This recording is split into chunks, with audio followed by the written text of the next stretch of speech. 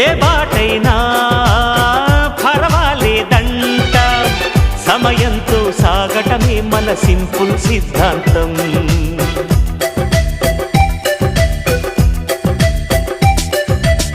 చిరుగాలికి పరిమళమిచ్చే సిరిమల్లెల వనమై ఉందాం, గగనాన్ని నేలను కలిపే హరివిల్లుల బంతెన అవుదాం. ఆనందం అంటే అర్థం మనమందా, ప్రతి పూట పాటై సాగే హుషారు సరిగమలో. ఎన్నో ఎన్నో రాగాలుండే సంగీతం కాదా, చల్లకి నవ్వుల కేరింత.